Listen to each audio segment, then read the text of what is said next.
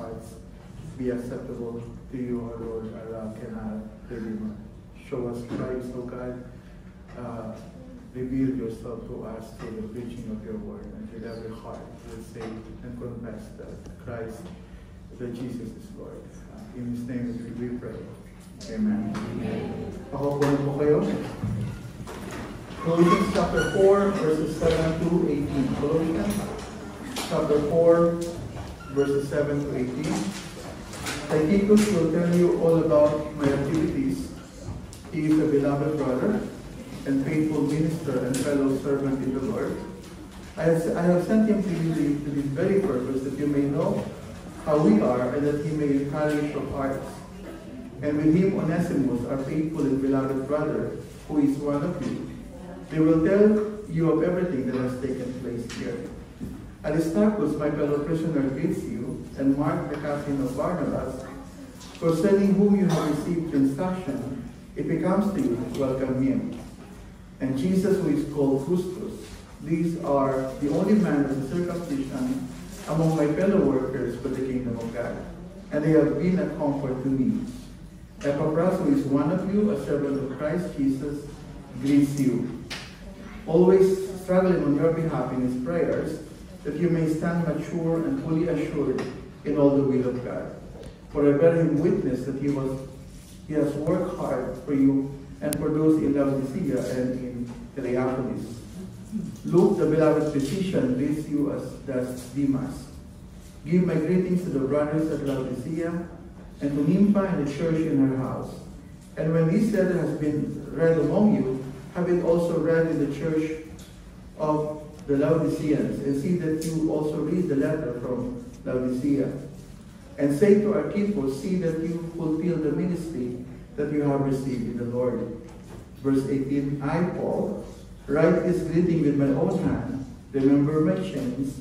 Grace be with you. Palain ng Diyos ang pagkakabasa ng kanyang mga salita. Nasa ikawalo at huling bahagi na po tayo ng ating series on Paul's epistles to the church in Colossae. Gusto ko pong magpasalamat sa inyo sa pagbibigay ng pribilehyo na maipangaral ang salita ng Diyos. This is the first book na nakumpleto ko in a sermon series. First book. After being a preacher for more than 30 years. I have learned expository preaching in UAE. So, nung nasa Pinas po ako, lagi pong topical preaching yung aking ginagawa. So, sa amin naman pong simbahan, hindi po ako lagi nag-preach, kaya hindi ako nakatatapos ng isang book. I did a series on the epistle of 1 John. Siguro naka-5 preaching lang ako doon at hindi tuloy-tuloy. I did once in Philemon. Philemon is only one chapter, pero hindi rin yung buong aklat. Ilang passages lang. So, Colossians talaga yung first book na natapos ko. So, I hope with the grace of God na natulungan kayo ng ating pag-aaral sa Colossians as much as I have been helped doon sa aklat ng Colossians. So, sa unang pangaral po natin sa Colossians, kung naalala pa ninyo, sinabi ko na may mga katotohanan na hindi natin dapat kinakalimutan. Kasi kapag nakalimutan natin ang katotohanan, it could be lethal. Naalala niyo yung istorya ng lalaking nagsindi ng sigarilyo doon sa gasoline station, di ba? Nakalimutan niya na kapag nagsindi ka ng lighter o ng sigarilyo sa gasoline station, pwede kang mag-liyak. Forgetfulness could be lethal. Kaya mahalaga na lagi natin mapaalalahanan ang bawat isa ng salita ng Diyos. Okay? So, muli po, mabilisan nating balikan at alalahanin ang mga natutunan natin sa nakaraang 7 sermons on Colossians. So, let's have a very brief and quick review from chapters 1 to chapters 3 hanggang 13, hanggang 6. Okay? So, sumula si Pablo sa mga taga-Colosas upang sansalain or saway ng ilang mga maling aral. Yun ay ang katuruan na si Kristo ay kulang. Christ is not enough. Sinasabi ng mga false teachers nito na kung gusto mo ng mas mataas na karanatang spiritual, kailangan mo ang mga specially revealed wisdom. You still need to follow certain laws and regulations. Kailangan mo umiwas sa maraming mga bagay, yung tinatawag na asceticism. Ang gospel ay magandang simula, si Kristo ay magandang umpisa, pero kailangan may idagdag ka pa para ikaw ay makumpleto. Yun yung Paul's teaching na lumalaganap sa church sa Colossus. So sabi ni Paul, hindi gayon. No. So Colossians chapter 2 verse 10, sinabi niya, you have been filled in Him, who is the head of all rule and authority.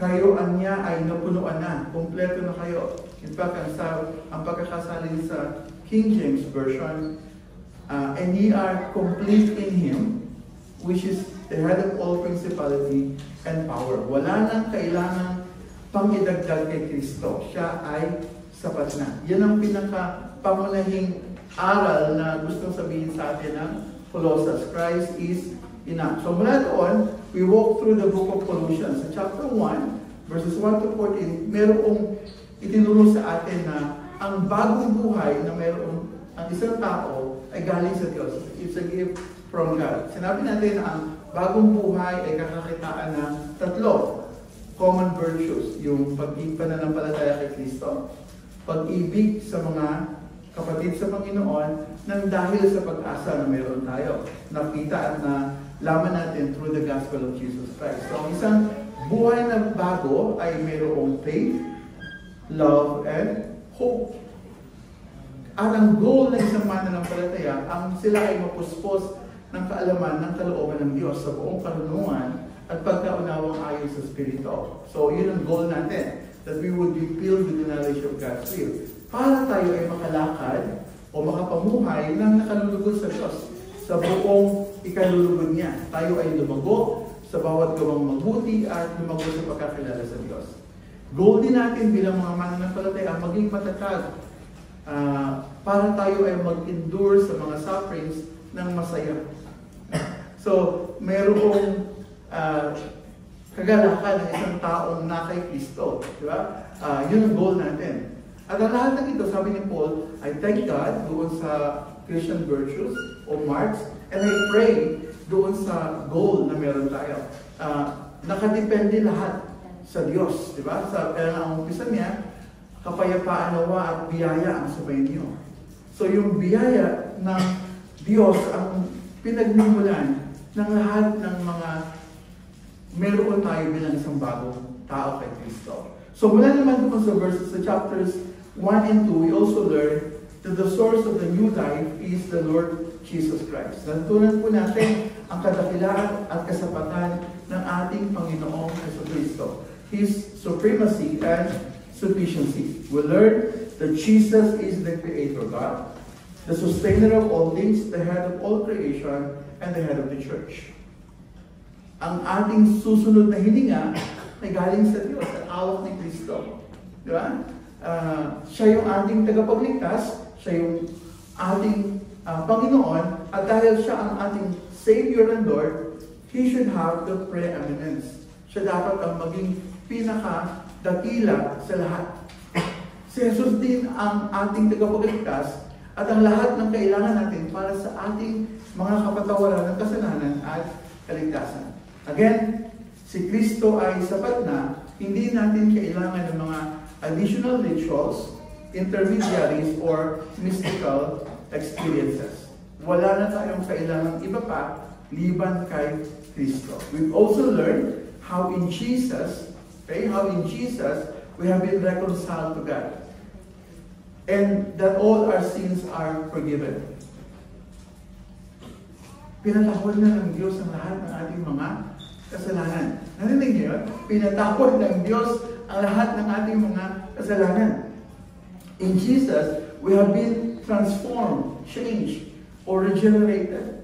Sabi doon sa passage sa Colossians chapter 2, we have been circumcised in heart. Okay? Binato dahil sa gawa ng ating Panginoon Jesucristo, and He keeps on transforming us. We have been transformed and transforming. In Jesus, we are being preserved. And because of that, we are persevering. Iniingatan tayo ng Diyos at tayo ay magpapatuloy dahil sa pag-iingat na ito ng Diyos. Ang isang totoong mananampalataya will hold on. Hindi siya bibitaw hindi siya tatalikod. Magpapatuloy siya sa kanyang paglilingkod sa Panginoong Diyos. Dahil sa biyaya ng Diyos, tayo ay makapagpapatuloy sa ating mga paglilingkod sa Diyos.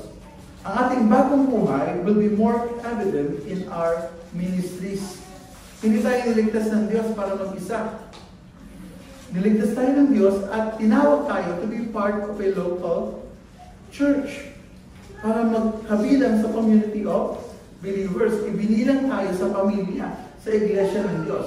And our changed life will be more evident in the way we spend our lives or invest our lives in discipling others. Yeah? Sabi ko, kagaya ni Pablo, si Pablo ay nangaral ng salita ng Diyos, ganun din tayo dapat magturo at mangaral ng Ebanghelyo. So bilang mga mananampalataya, inatasan tayo ng Diyos to go and make disciples of all nations. Yun yung ating kampanin bilang mga taong may bagong buhay. We are to baptize and teach. Kaya kailangan nating lumalim sa salita ng Diyos upang tayo din naman ay makapagturo ng salita ng Diyos. We need to invest our lives in discipleship, and as a church, we need to develop this culture of discipleship. So kailangan bilang isang iglesia, nagsisimula tayong magkaroon na maging mindful or conscious kung paano natin tutulungan yung katabi natin, yung ating mga kapatid sa Panginoon, maging kagaya ni Kristo. To grow in their understanding of who God is, to grow in their understanding of God's will, at ma-appreciate nila yung lahat ng ginagawa at ginawa ng Diyos sa kanilang buhay. Sa chapters 3 and 4, natutunan po natin na dahil tayo binuhay na kalangit ni Kristo, dahil si Kristo na ang ating buhay, ituon natin at lagi natin isaisip ang mga bagay na panlangit kung saan naroroon si Kristo. Chapter 3 verses 1 to 4. Maging ang pinakamahalaga sa atin ay sensus at kung ano ang makalulugod sa Kanya. Kaya nga yamang tayo mga tagalangit na, patayin natin ang mga desire na makamundo. Binigyan tayo ng 5 na dapat natin patayin. Sabi doon, put to death what is earthly in you. Sexual immorality, impurity, passion, evil desire, and covetousness, which is idolatry. Then bilang mga mananampalataya, may bagong buhay kay Kristo, ipinatatakwil sa atin ang lahat ng galit, puot, sama ng loob, iwasan natin ang mga panglalait, at malalaswang pananalita. Another set of 5. And then sabi doon, huhubalin natin yung ating dating pagkatao, magbibihis tayo ng bago. Bilang mga holy and beloved, mga inibig at minahal ng Diyos, dapat magsuot tayo ng pusong mahabagin, mabait, mapagpakumbaba, mahinahon at mapagtiis. Another set of 5.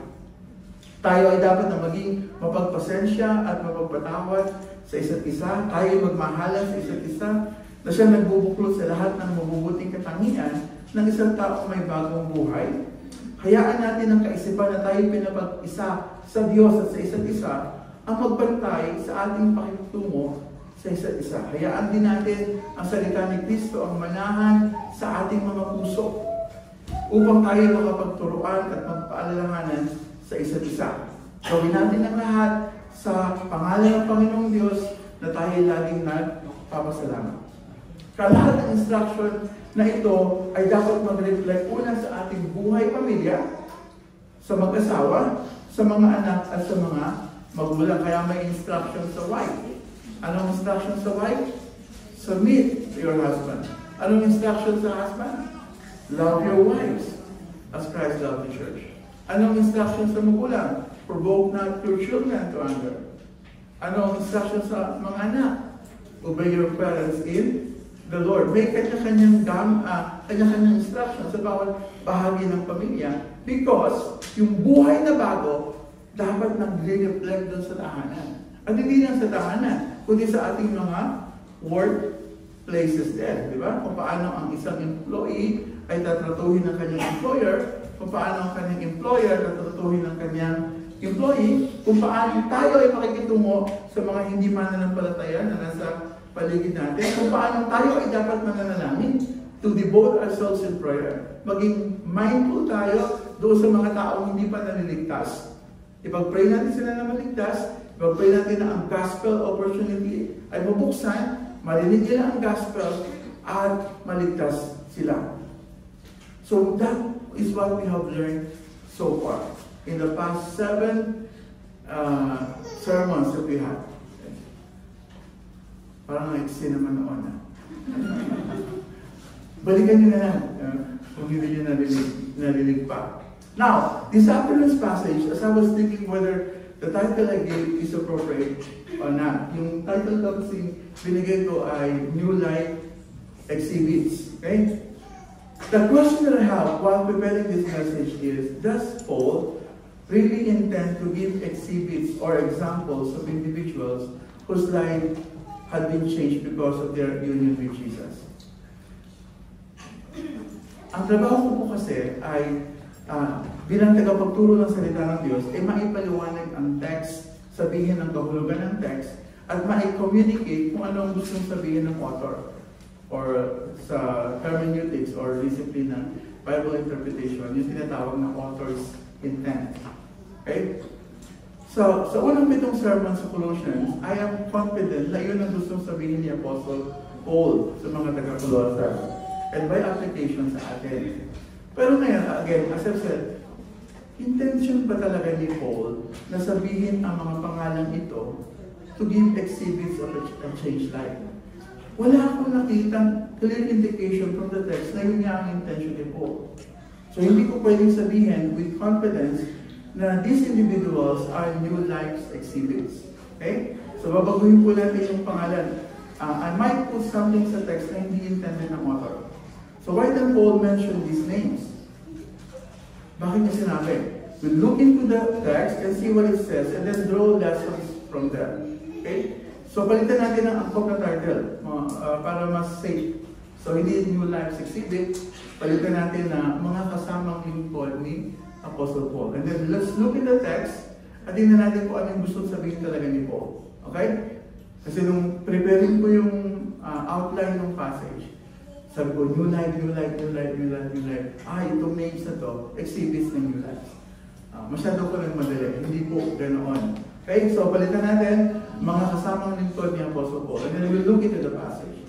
So tingnan po natin kung ano-anong mga lessons ang maaari natin matutunan sa mga taong binanggit ni Apostol Pablo.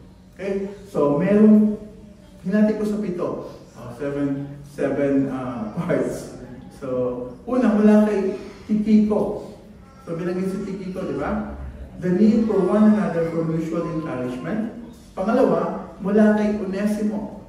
The need to forgive and accept a repentant brother. Pangatlo, mula kay Aristarco, Marcos, Jesus Justo, Dimas at Lucas. The need for friends or partners in the gospel ministry. Pang-apat, mula kay Marcos, the need for hospitality.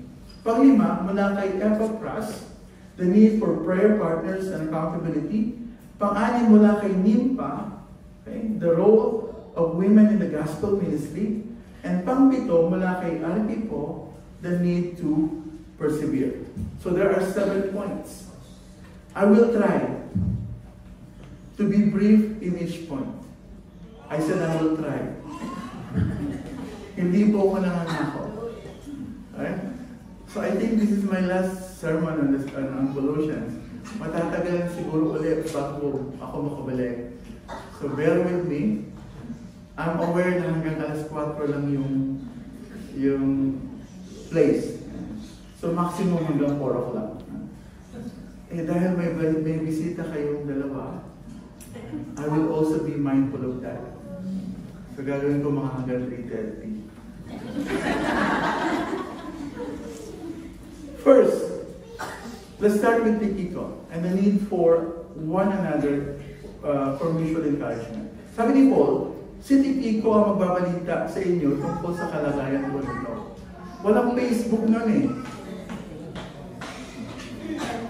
Ngayon gusto nyo malaman kung ano nangyayari sa mga kapatiran? Punta ka lang sa Facebook wall nila. Malalaman mo na nag-birthday yung boss ni Sister Sylvia.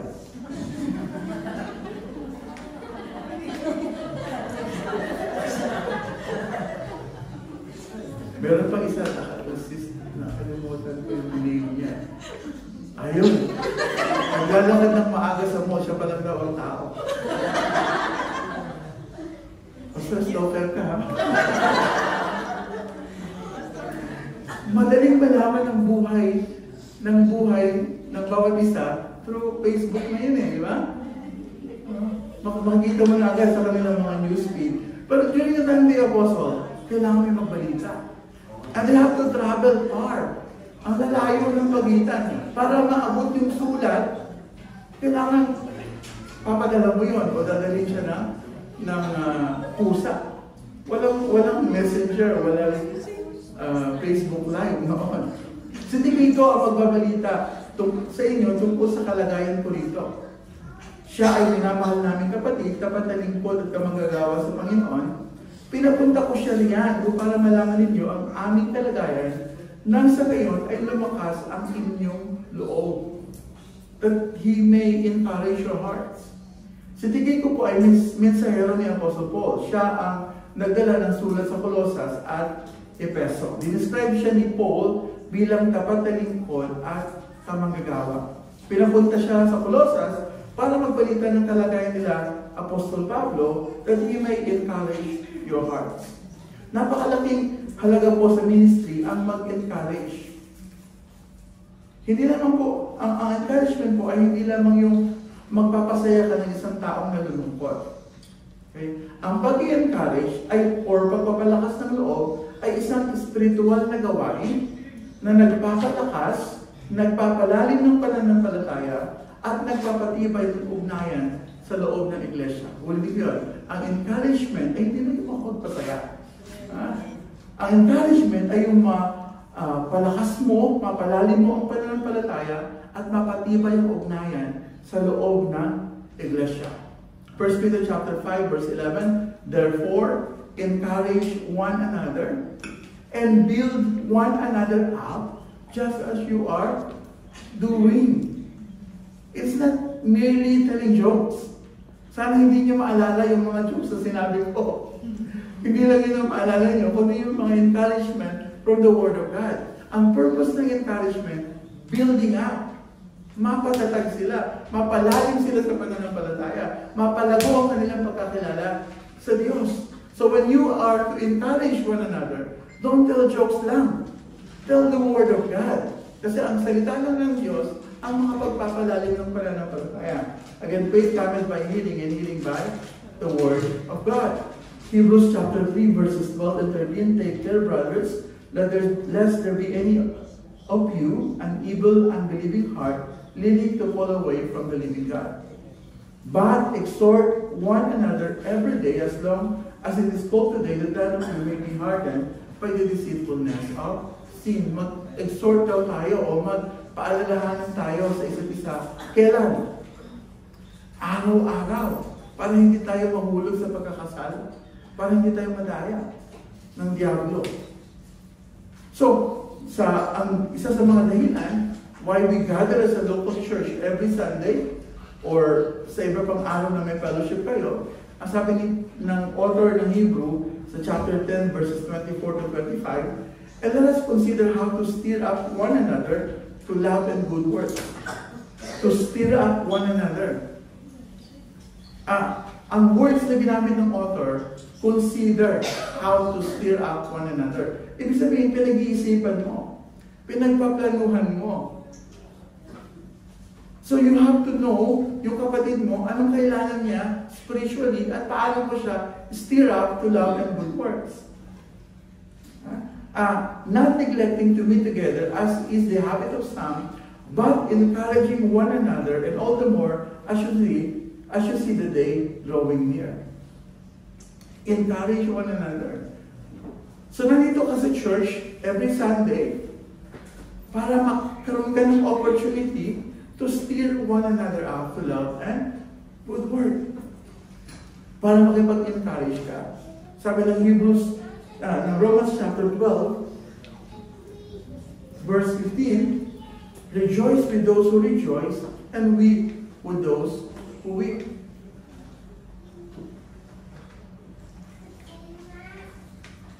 Magagawa mo lang ito if your life, kung ang buhay mo ay invested sa buhay ng iba. Di ba? You pray with them, you talk to them, para makilala mo, para malaman mo kung ano yung need nila. Pero kung ang katwiran mo lagi am I my brother's keeper, wala kang panahon at wala kang chance to encourage others in the faith. That is one of the purposes of corporate worship o fellowship, ang makapagbigay ng encouragement. Ang tanong, isa po ba tayong Tikiko? Ikaw ba ay nagbibigay ng encouragement sa mga kapatid mo? Or kailangan mo ba ng Tikiko sa buhay mo? See, hindi ka magiging Tikiko o makakakilala ng isang Tikiko kung hindi ka plugged in into the fellowship. And again, we are called to be an encouragement. Pangalawa, na makikita po natin binanggit na pangalan ay si Onesimo. So the need to forgive and accept a repentant brother. Isa ko naman nakita yung idea na yun. Sinabi lang naman ni Paul, Onesimo, saan galing yung, bakit kailangan patawarin? At bakit kailangan tanggapin? So sulat po ni Paul kay Philemon, mapapasa natin na si Onesimo ay isang runaway slave ni Philemon. Si Philemon naman ay isang member sa church sa Colossus. Okay? And it seems that the church gathers in his house. Tingnan niyo yung Philemon chapter 1, verses 1 and 2. To Philemon, our beloved fellow worker, and Apphia, our sister, and Archippus, our fellow soldier, and the church in your house. So mayroong Philemon, Apphia, and Archippus. Kung alam binanggit doon sa relasyon ng tatlo. So kung i-speculate ko, maaaring si Apphia ay asawa ni Philemon at maaaring si Archippus ay anak nilang dalawa. Although walang sinabi. Nakikimarites lang ako. So paano po natin nalaman? Na si Philemon ay taga-Colossus? So may valid speculation po yan. Okay? So, paano natin nalaman na si Philemon ay taga-Colossus? Kasi sabi ng Colossians chapter 4 verse 9, si Onesimo ay isa sa kanila. Meaning, taga-Colossus si Onesimo. Kung slave siya ni Philemon, ibig sabihin, taga-Colossus din si Philemon. And then, doon sa verse 17, binanggitin ni Paul si Archippus. And say to Archippus, see that you fulfill the ministry that you received in the Lord. So may ministry si Archippus sa church sa Colossus. Then binanggit din si Archippus sa Philemon. It seems na kamag-anak siya ni Philemon, kundi mananak. So, malinaw po na si Philemon ay nasa Colossus, si Onesimo ay galing sa Colossus. Yeah? Magkakaugnay itong mga tao ito. Natupol naman kay Onesimo, it seems na hindi lang siya basta tumakas sa kanyang mga responsibilidad. Maaaring nangupit din o nagnakaw sa kanya, nagnakaw kay Philemon si Onesimo. Paano natin nasabi? Doon sa Philemon chapter 1 verse 18, ang sabi ni Paul, kung siya may nagkasala o nagkautang sa iyo, sa akin mo ito singilin. So, maaaring nagnakaw si Onesimo kay Philemon. Baka nung pagkita sa kanya ni Apphia, nasa yung hikaw ng nanay ko. Nasa yung pintas. Na iniingat ako. We don't know. But possible. Diba? Naghahanap ako ng ebidensya. Kasi yung ni Peso, Colossus, sa saka Philemon, sinulat din ang sabay-sabay ni Paul. Dinala nung dalawa. Dinala ni Tikiko at saka ni Onesimo. Sa Colossus, dalawang sulat ang nandun. Yung sulat sa mga taga-Colossus at yung sulat kay Philemon. Hindi ko alam kung alin ang naunang nabasa. Kung yung sulat pa ni Philemon o sulat sa Colossus o sabay. Bakit mahalaga yun? Dumating yung dalawa, si Tikiko at saka si Onesimo, sa church sa Colossus.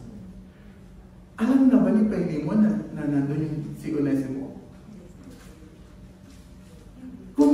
nila, nakita ni Philemon at saka ni Apphia na ayun si Onesimo. At yung mga kapatiran din na alam na si Onesimo ay alipin ni Philemon na tumakas at nagnakaw. How would they respond? Considering probable that they gathered doon sa bahay ni Philemon. So nasa kanino ang kanilang simpatya? Diba? Na kay Philemon. Tapos nakikita nila si Onesimo. And then, ang sabi ni Paul, makikita po natin na by God's providence, sa pagtakas ni Philemon, sa pagtakas ni Onesimo, nakilala niya si Apostol Pablo. Commentary say, nagkakilala sila sa Rome. Kung paano sila nagkakilala sa Rome, hindi natin alam. Pero nagkita sila sa Rome, and then nakakilala sa Panginoon si Onesimo through the ministry of the Apostle Paul. And he was converted, he became a new man, a changed person.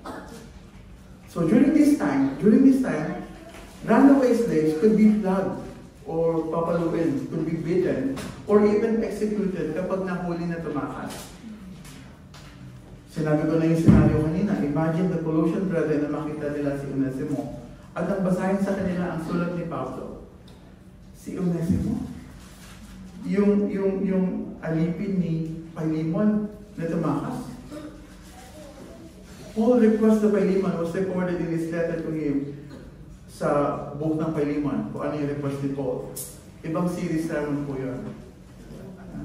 O iimbitahin niyo ko para i-preach, wala problema. But I encourage you na tingnan ninyo ang book of Philemon para magkaroon kayo ng preaching doon. To know, right after the book of Colossians, kasi very connected po siya.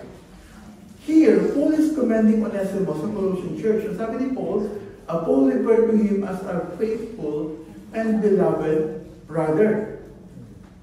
Faithful and beloved brother. Hindi na siya alipin. Kapatid na siya. Alipin na siya yung alipin tumakas. Isa na siyang tapat at minamahal na kapatid.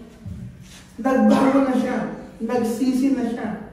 Tanggapin ninyo siya hindi bilang runaway slave, kundi bilang kapatid sa Panginoon. Think about that for a moment. Yung taong gumawa sa iyo ng masama. Talagang ginawa ka ng masama. Nasaktan ka, pero one day nakita mo, tinawag ng Panginoon na daligtas. At then lumalapit sa iyo, humingi ng tao. How would you feel? Yes. Diba? Kung ang pakiramdam mo, galit pa rin, maling response. Kasi ito yung taong binago ng Diyos. Diba? Nagsisi sa kanyang kasalanan. Lumalapit sa iyo at nagsisisi. Hindi mo tatanggapin. Ikaw man ay pinatawag ng Diyos. Hindi ba? At napakagandang picture, no? Siguro after nila mabasa to, si Onesimo, I don't know kung pinutuloy-tuloy nilang binasa yun. I see the promotion. Si Onesimo. And then maybe, I would like to think na they stop for a while sa pagbabasa. They go to Onesimo, welcome him as a brother. Shook his hand or even hug him. Diba? Welcome po. So paano natin tatanggapin na isang kapatid na nagkasala at ngayon ay nagsisi na? Sabi ni Paul sa 2 Corinthians chapter 2, verses 5 to 8, kung may nagdulot ng kalungkutan kanino man, hindi ito sa akin idinulot, hindi sa pinalalaki ko ang mga bagay nito, pero ang totoo, kayong lahat ang dinulutan niya ng kalungkutan. So mayroong nagkasala sa Corinthians. Maraming commentary. Ang sinasabi na yung nagkasala dito ay yung sinasabi dun sa 1 Corinthians chapter 5. Naalala niyo yung 1 Corinthians chapter 5, mayroong isang sexually immoral na member ng church na sabi ni Paul, i-excommunicate niyo siya. Many commentator will say na ito yung tinutukoy ng 2 Corinthians chapter 2. Ito yung nagkasala na nagsisina na kailangan nilang tagapin. Other commentator will say hindi siya, meron pang isa. Kasi there are actually 4 letters na naisulat si Paul sa Corinth. Okay? Yung 2 Corinthians as we know it, actually pang-apat na yun. Yung unang 1 Corinthians as we know it, actually yung pangalawa. So yung una at yung pangatlo, wala tayo. So sabi ng commentary ito na during the 3rd letter, merong nag-visit si Paul sa Corinth, merong isang tao na tumuto sa kanya face to face, ipinahiya siya in the church. Okay? Sinasabi na ito yung tao yan. Now, again, kung gusto nyo pag-aralan ng Korinto, pag-aralan natin. Pero, whoever that may be, ang sinasabi lang sa atin dito, paano mo tatanggapin yung kapatid na nagsisisi? Sabi ng verse 6, sapat na ang parusang iginawa sa kanya nang nakararami sa inyo. Dapat na ninyo siyang patawarin at aluin upang hindi naman siya tuluyang masiraan ng loob dahil sa matinding lungkot. Kaya nakikiusap akong ipadama ninyo sa kanya na siya'y mahal pa rin ninyo. So paano nga rin tatanggapin ang isang kapatid na nagsisi? Tanggapin siya ng may buong pagmamahal. That is what we could learn from Onesimus. Pinapunta siya ni Paul, learn to forgive and accept a repentant brother. Pangatlo, mula kay Aristarco, Marcos, Jesus Justo, mga mananampalatayang Hudyo na kasama ni Pablo sa pampangaral, naging malaking tulong kay Pablo na mababasa natin sa verses 10 to 11. So these are Jews. Then sa verse 14, binanggit niya ni Paul si Demas at si Lucas. Alam natin from other passages, maging siguro nadaanan nila ito sa Acts, na si Luke ay half Jew and half Gentile. Walang sinabi kung si Demas ay Hudyo. But it seems na Gentile siya. Kasi hindi siya sinama dun sa tatlo. Diba si Aristarco, si Marcos, si Jesus Justo, mga Hudyo daw yun. Ibinukod si Demas. So maaaring hindi siya Hudyo. So we could learn that even the great Apostle Paul is in need of friends or partners in the gospel ministry. And then the unity, bakit po kailangan sabihin kung Jews or Gentiles? Kasi ang unity is coming from the gospel and not on ethnicity or commonality. Pwedeng maging kaibigan ni Paul ang isang Demas o isang Lucas na half Jew and half Gentile. During the time na ang Jews ay dapat sa Jews na makikipagkaibigan. So walang ethnicity. No? Ang ban ay ang gospel. Ang source ng unity or ang cause ng unity ay ang gospel. So one of the good movies I've watched is the Count of Monte Cristo. May isang eksena doon si Edmond Dantes kay Jacopo, yung kanyang kasama sa nangungulimbat, no? Ano tawag, pirates. Sabi ni Edmond Dantes kay Jacopo, someday I may come to find you. A man is always in need of a good friend. A man is always in need of a good friend. Lagi tayong may pangangailangan ng kaibigan na makakatuwang sa gawain ng Panginoon. So hindi ka pwedeng mag-isa. Hindi ka pwedeng mag-isa sa paglilingkod. Ang sabi ng Ecclesiastes o mga Maral, chapter 4 verses 9 and 10, ang dalawa ay mabuti kaysa isa, mas marami ang bunga ng anumang gagawin nila. Kapag nabuwal ang isa, maitatayo siya ng kanyang kasama, kawawa ang nag-iisa sapagkat walang tutulong sa kanya kapag siya ay nabuwal. Mas maigi daw ang dalawa kaysa isa. Kawikaan 21 verse 17, bakal ang nagpapatalim sa kapwa bakal at isip ang nagpapatalas sa kapwa isipan. Iron sharpens iron. Diba? Kung gusto mong maging matalas, kailangan mo ng kaibigan. Kung gusto mo hindi mabuwal, kailangan mo ng kaibigan. At may mga kaibigan na nagmamahal sa lahat ng panahon at sa oras ng kagamitan at sa oras ng kagamitan kapatid na tumutulong. Kawikaan 17:17. Si Aristarco, sa Colossians chapter 4 verse 10, ay kasamang bilanggo ni Paul. Magkasama na sila sa dati pa sa maraming mga paglilingkod. Na magkaroon ng magkagulo sa Efeso dahil sa pangangalan ng Ebanghelyo, mababasa natin sa Acts 19:29-30, na kasama ni Paul si Aristarco. Sa halip na si Paul ang makaladkad, si Aristarco ang nagpakaladkad. Okay? So si Aristarco po ay nagsakripisyo para kay Pablo. Sa Acts chapter 20 verse 4, sinabi sa atin ni Luke na kasama pa din ni Paul si Aristarco sa kabila ng pangyayari sa Efeso. Walang iwanan ay tama. Sumama sa kanya ang mga taga-Bereang si Sopater na anak ni Piro, kayo din sina Aristarco at segundo ng mga taga-Thessalonica, si Gaius na taga-Derbe, si Timoteo at sina Tychicus at Trophimus ng mga taga-Asia. Sa sulat ni Paul kay Philemon, sinabi niya, kinakamusta ka rin naman ni Marcos, Aristarco, Demas, at Lucas na mga kasama ko sa gawain. Si Aristarco ay isang halimbawa ng sakripisyo at pakikipag-isa sa gawain ng Panginoon. Isa ka bang Aristarco? Hindi ikaw yung pinakabida, pero sidekick. Ikaw yung panchito kay Dolby. Or Berting Labra o Dencio Padilla kay FBJ. O Matet kay Sarah Corenimo. Diba? Hindi ka bida, pero sidekick. Yan si Aristarco kay Paul. Mamaya makikita natin si Luke ganun din. Pero pagharap natin sa Diyos, if we have done our part faithfully, same commendation ang marinig natin sa Diyos. Well done, the good and faithful servant. Kaya if you are a sidekick, be faithful. Si Lucas, sabi sa talata, ay isang doktor. Siya rin ang palaging kasama ni Apostol Pablo sa mga paglalakbay sa panahon ng pagkakabilanggo.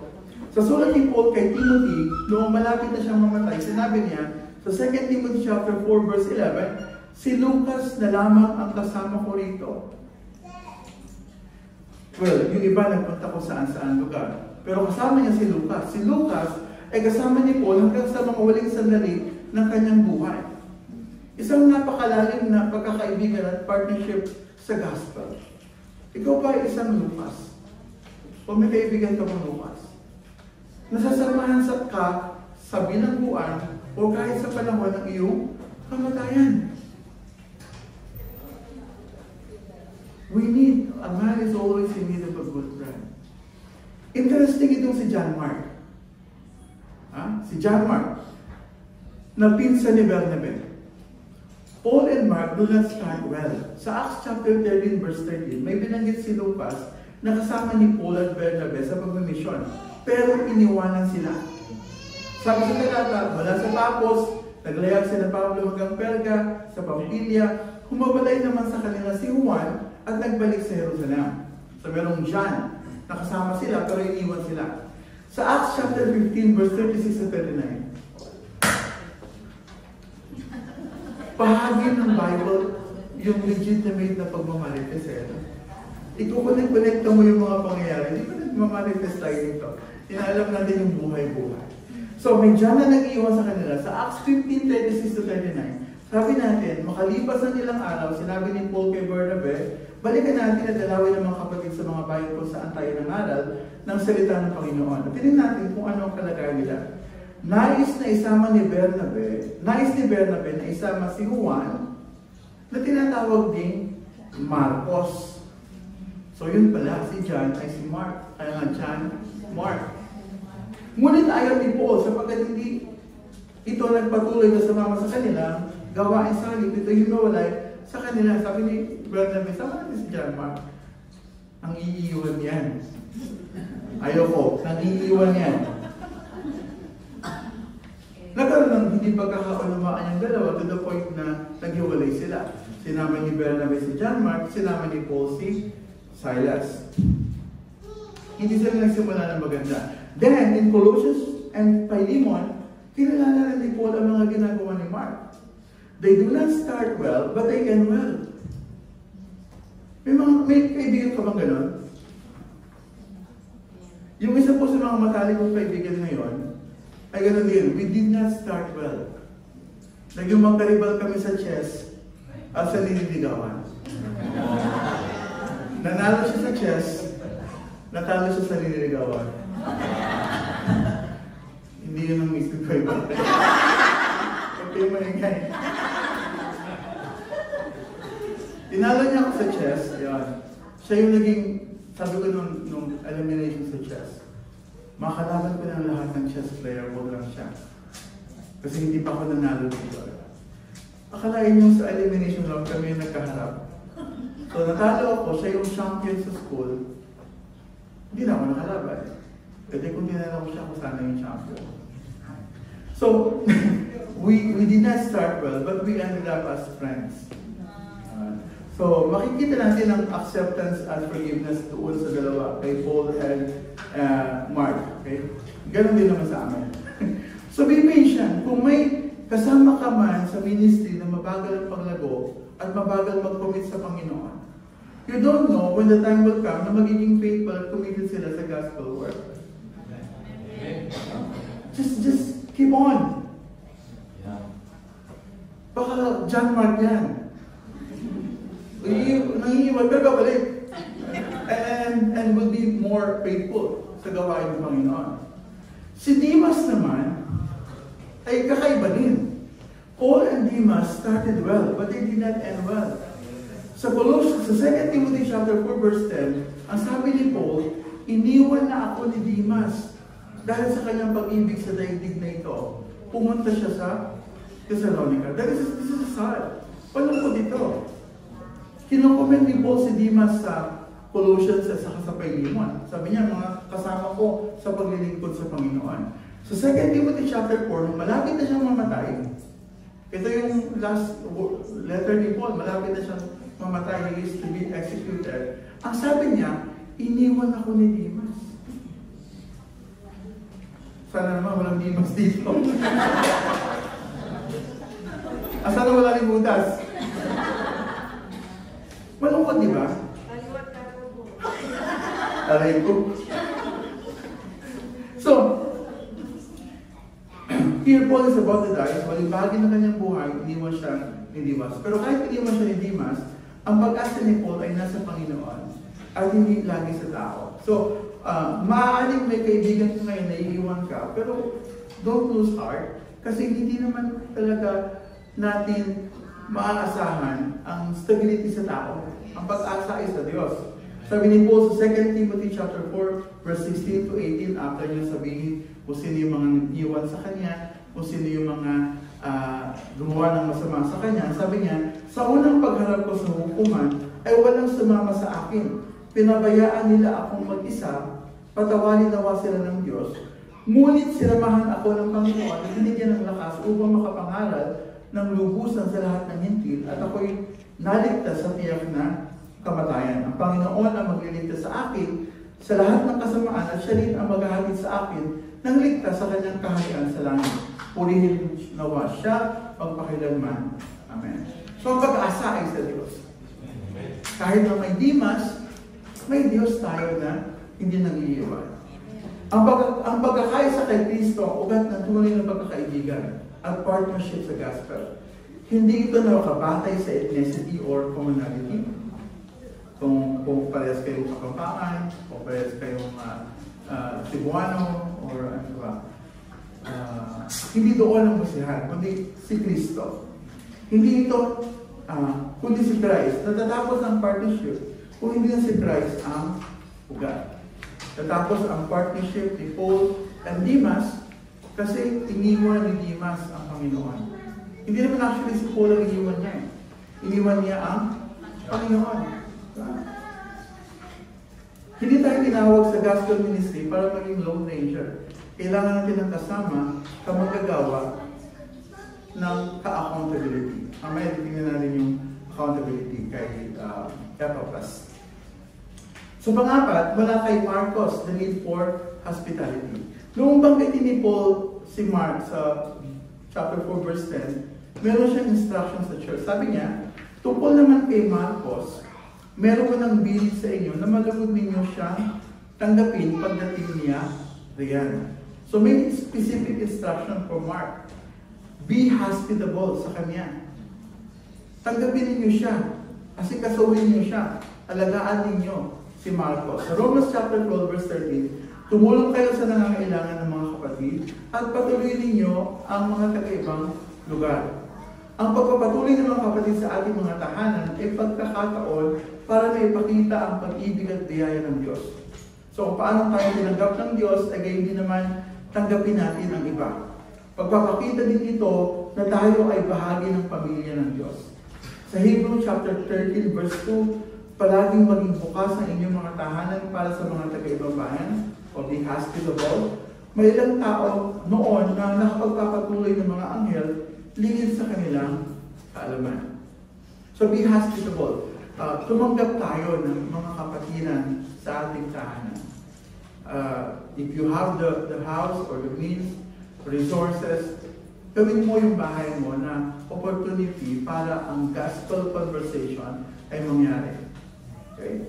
Panglima, mula kay Epaphras, the need for prayer partners and accountability. Kinakamusta rin kayo ng kasamahan ninyong si Epaphras, talikod ni Kristo Jesus. Lagi niyang idinadalangin ng buong taimtim na kayo maging matatag, ganap at lubos na panatag sa kalooban ng Diyos. Saksi ako sa pagsisikap niya para sa inyo at sa mga nasa Laodicea at Hierapolis. Si Epaphras prayed for them. So last time pinag-alala natin yung devoted house to prayer, di ba? Tayo po bilang mga magkakapatid sa Panginoon, dapat nagdadalanginan sa isa't isa. Ask your brothers and sisters how you could be praying for them. Paano mo sila ipapanalangin? Okay? Then, ang sabi doon ng text sa atin, hinahangan ni Epaphras na ang mga kapatid ay maging matatag, ganap, o mature, at panatag sa kalooban ng Diyos. So like Epaphras, invest our lives again in discipling. Hangarin natin, o maging desire na at joy natin, na makita ang ating kapatid na lumalago sa pananampalataya. Okay? Lumago sa pananampalataya. Kapag nakita mo yung kapatid mo na nasa Facebook at may mga post, tingnan mo, paano mo siya matutulungan lumago spiritually? Pag nakita mo siya dito sa church, or kinamusta mo siya sa messenger or whatever means of communication, paano mo siya matutulungan lumago? Yun yung desire ni Epaphras.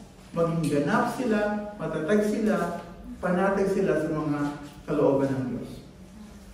Pang-anim, mula kay Nympha. Yan. Sa tingin ko, marami pong mga kababaihan dito kumpara sa mga kalalakihan, which is common naman yata sa mga simbahan. So ano po ang role ng babae sa church? Ito yung titingnan natin. Ikumusta ninyo ako sa mga kapatid sa Laodicea, gayon din kay Nympha sa iglesia na nagtitipon sa kanyang bahay. It seems sa taga-Laodicea si Nympha, hindi sa Colossus, sa Laodicea, at may church na nagtitipon sa kanilang bahay. Ang Laodicea po ay malapit sa Colossus at Hierapolis. Itong tatlong city, Colossus, Laodicea, Hierapolis, magkakatabi yan, tinatawag sila na Tri-City. Ito yung bahagi ngayon ng modern Turkey. Ang pagbubukas ni Nympha ng kanyang bahay sa iglesia ay nagpapakita ng kanyang bahagi sa paglilingkod sa Diyos. Nakilala si Nympha hindi dahil sa kanyang posisyon sa simbahan, kundi dahil sa kanyang kagandahang loob, dahil sa kanyang hospitality. Naniniwala po tayo na ang mga babae hindi binigyan ng Diyos ng role na maging pastor sa church. Hindi ibinigay sa kanila ang leadership role sa church at maging sa pamilya.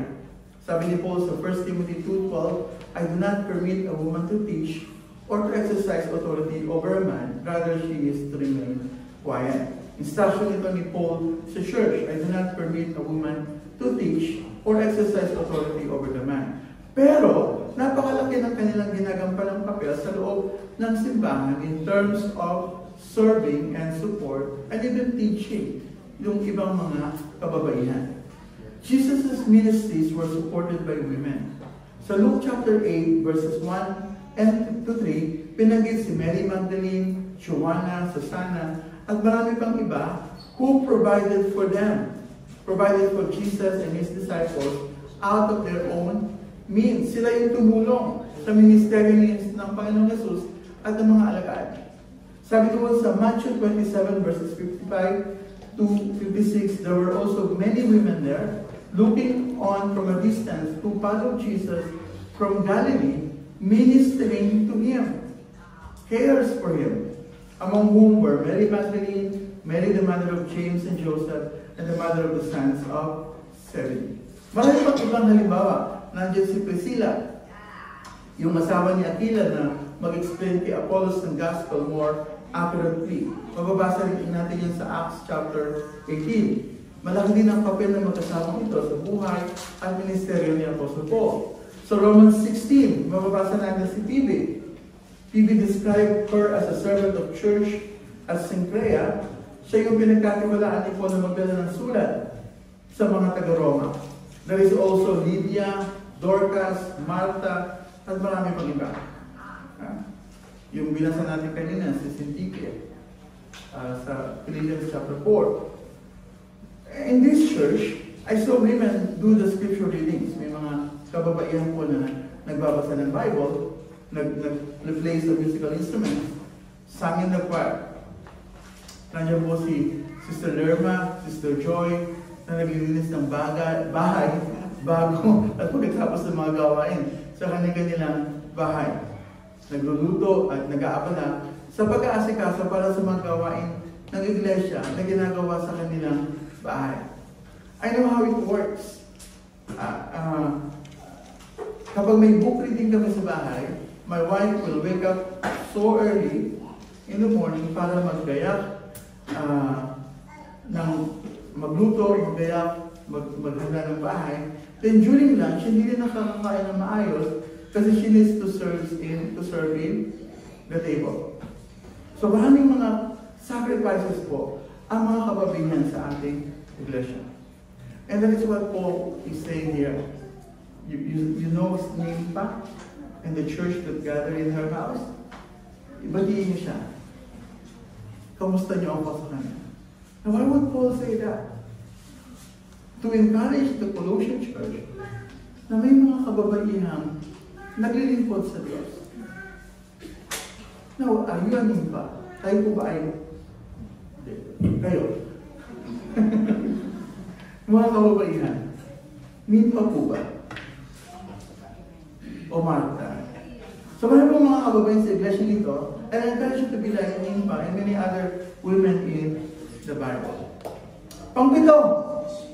Huli na po. Tingin naman na tingin sa oras. Mula kay Archipo, the need to persevere. Ang sabi ni Paul sa verse 17, pagsabi ninyo kay Archipo, natapusin ang gawain tinagap niya sa Panginoon. Okay?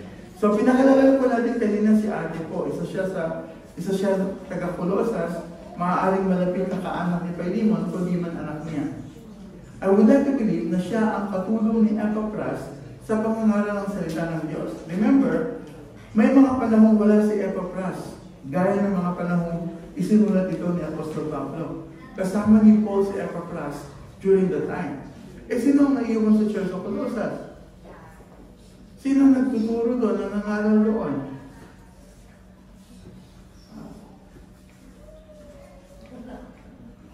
So I would like to believe na si Archipo ay isa sa mga katuwang ni Epaphras sa gawain sa Panginoon. Sabi ni Paul, pakisabi kay Archipo, or by application, pakisabi kay Pastor Joseph, kay Pastor Tom, at sa iba pang mga kalalaki na namumuna sa iglesia, tapusin ang gawain tinanggap nila sa Panginoon. Huwag susuko, huwag bibitaw. Huwag susuko, huwag bibitaw. Sabi ni Paul kay Timothy sa 2 Timothy chapter 4, verses 1 to 5, sa harap ng Diyos at ni Kristo, Jesus na hahatol sa mga buhay at sa mga patay, Alang-alang sa kanyang pagdating bilang hari, inaatasan kita, sabi ni Paul kay Timothy, ipangaral mo ang salita ng Diyos, pagsikapan mong gawin iyang napapanahon man o hindi, himukin mo at pagsabihan ng mga tao at palakasin ang kanilang loob sa pamamagitan ng matiyagang pagtuturo. Sapagkat darating ang panahon na hindi na sila makikinig sa wastong katuruan, sa halip susundin nila ang kanilang hilig.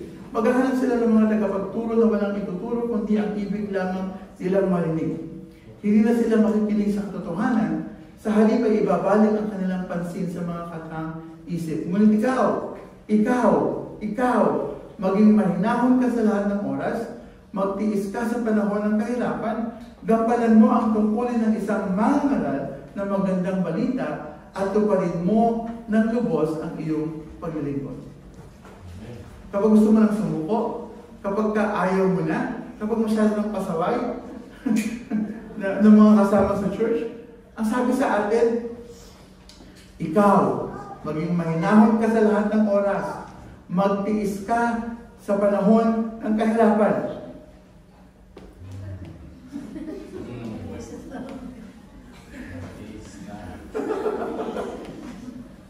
Magtiis ka sa lahat ng panahon. Magtiis ka sa panahon ng kahirapan. Gampanan mo ang tungkulin ng isang mangangaral ng mabuting balita at tuparin mo ng lubos ang iyong paglilingkod. Fulfill your ministry. Meron bang puwang sa pagbitaw dito? Wala. I started in the ministry when I was 12. Yes. No turning back. I started in the ministry when I was 12. I became a pastor when I was, I guess, 17 or 18. So maraming mga discouragement at heartaches sa ministry. The only reason I'm still here is because God is gracious. Mga kamanggagawa, God is with us and for us. Kaya huwag tayo susuko. Sabi ni Paul sa 1 Corinthians chapter 15, verse 58, matapos ang mahabang discussion on the resurrection from the dead, yung pag-asa na tayo muling bubuhayin at papapasapiling ng Diyos na walang hanggang puno ng kagalakan at walang anumang pain o suffering. Wala nang pasaway ng mga kapatid, wala nang kailangan ng counsel o wala nang kailangan i-admonish dahil sa kasalanan. Wala nang kailangan i-encourage dahil tayo lahat ay nasa piling na ng Diyos. In light of that, sabi ni Paul, magpakatatag. Huwag matina. Laging sumasagana sa gawain ng Panginoon. Dahil alam ninyong hindi masasayang ang inyong pagpapagal para sa Kanya. Magpakatatag. Huwag matina. Laging sumasagana sa gawain ng Diyos. I don't know how many times I sang that song. For more than 30 years. Sana masabi natin at the end of our lives, yung sinabi ni Paul, I have fought the good fight. I have finished the race. I have kept the faith. You know, when R.C. Sprouse and John MacArthur and Bonnie Bockham died, I feel sad that they died. But they are with the Lord now. They have fought a good fight. They have finished the race. They have kept the faith. I will not mention names, pero may mga well-known preacher who fell into sin. Mga na-disqualify sa ministry dahil nagkasala sila. They make me even more sad. Diba? Mas nakakalungkot yung they end up and they haven't finished the race. Yun yung panalangin ko sa Panginoon. That nanawa ako ng kamatayan na naglilingkod sa Diyos. I want that to find me serving the Lord. Kung kukuhanin ako ng Panginoon, kuhanin niya ako sa panahong naglilingkod ako sa Kanya. I hope all of us would say that I have fought the good fight. I have finished the race. I have kept the faith. Pakisabi kay Arkipo, tapusin niya yung gawain na tinanggap niya sa Panginoon. Sinasabi ko sa inyo ngayon, in light of this, yung tinanggap natin sa Panginoon, tapusin natin. Tapusin natin. Paul ends, and finally, Paul ends where he started. That is with the grace of God. Sabi niya sa verse 18, I, Paul, write this greeting with my own hand. Ako yung nagsulat mismo nito. Remember my chains. Grace be with you. He started his greetings, may the grace of God and the peace of God be with you all. Tinapos niya rin sa grace be with you. It's all of grace. Ang ating kaligtasan, ang ating pagpapatuloy, ang ating pag-uwi sa piling ng Diyos, is all of grace. Tayo ay mga makasalanan na karapat-dapat sa parusa at hatol ng Diyos. Kung tayo ay pupunta ng impyerno, ito ang karapat-dapat sa atin. Pero ang Diyos ay nahabag, ang Diyos ang nagbiyaya. Sabi ni Paul sa 2 Corinthians 8:9, for you know the grace of our Lord Jesus Christ, that though he was rich, yet for your sake he became poor, so that by his poverty might become rich. Si Kristo ay nabuhay ng matuwid at walang kasalanan, namatay sa krus ng Kalbaryo at muling nabuhay mula sa mga patay, upang tayo ay mailigtas at makatanggap ng kapatawaran sa ating mga kasalanan. Kung tayo ay magsisisi at mananampalataya sa Kanya, maging ang pagsisisi at mananampalataya ay biyaya at kaloob ng Diyos. Kung ikaw ay wala pang kaligtasan, lumapit ka sa mga pastor ng iglesia ito at magtanong. Lumapit ka sa mga miyembro ng iglesia ito at magtanong. Huwag kang titigil hanggang hindi klaro sa iyo ang kalalagayan mo sa harapan ng Diyos. Kung ikaw ay ligtas na at nakatigilan ng iyong binagong buhay sa Diyos, kapatid, walang dapat ipagyabang, bagkus magpasalamat, magpakumbaba at manatili ka sa Diyos. Dahil ang lahat ay pawang biyaya lamang ng Panginoong Diyos.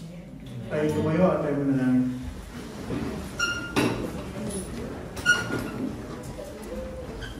Dakilang Diyos at aming Ama, maraming salamat sa mga panahon ng iyong pagsama sa amin sa Aklat ng Kolosas. Dalangin ko, Panginoon, na ang mga pangangaral na nagawa at napakinggan ay patuloy na magpalago ng aming pananampalataya, patuloy na lumago ng aming buhay. Kami po ay maging kawangis ng iyong anak, ang aming Panginoong Jesus. Magkaroon ng encouragement sa puso ng bawat isa na nakapakinig, O Diyos, ng iyong mga salita. Purihin ang iyong pangalan, ikaw ang madakila, ikaw ang masamba sa lahat ng mga bagay nito. Ipinagpapasalamat ko, Panginoong Diyos, sa iyo ang mga biyayang aming tinanggap mula sa iyong mga salita. Sa iyo po ang kapurihan, salamat sa tanging tamis na pangalan ng aming Panginoong Jesus. Amen. The grace of the Lord Jesus Christ and the love of God and the fellowship of the Holy Spirit be with you all. Amen. Amen.